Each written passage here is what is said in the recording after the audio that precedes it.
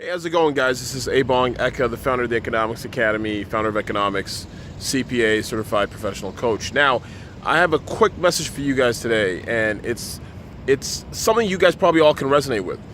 If you've ever thought about in your life, the people who are in your life who are either pessimists or optimists, and ideally, you should be in the middle.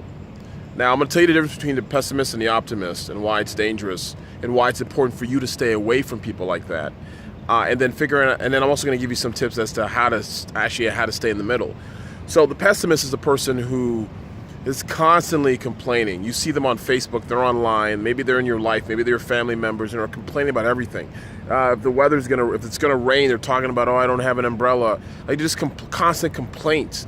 But you got to understand, the reason why it's easy to identify those persons is because it's become part of their nature. It's who they are. They're constantly complaining. But the difference is this. The person you have to be more weary of is those who are subtly negative, where there's subtleties within their negativity, where it's not necessarily overt, because after a while of overt being negative, when you're overt with your negativity, people will eventually shun you. Your social circle will eventually shun you. You'll be known as a negative person.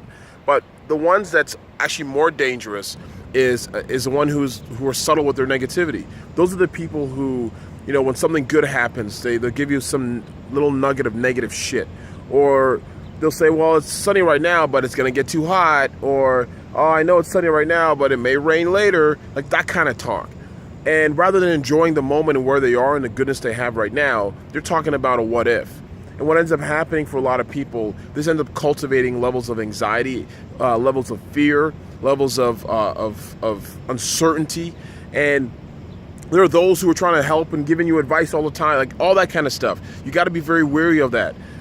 People who are constantly, right? There's always some small negative dig about you, about what they're doing, about life, about the world, about society, and it's always in platitudes. And I use always. I'm always cautious about using always and nevers as words, because everything rarely is rarely in that sense. But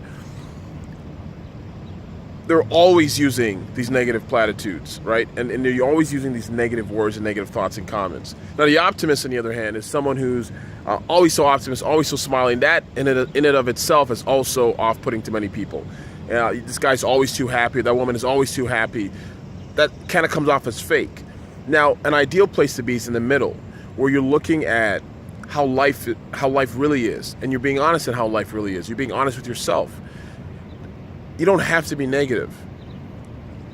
Understanding levels of being positive and the importance of positivity affects your mood, affects your levels of depression if you have any, affects how you eat, how you sleep.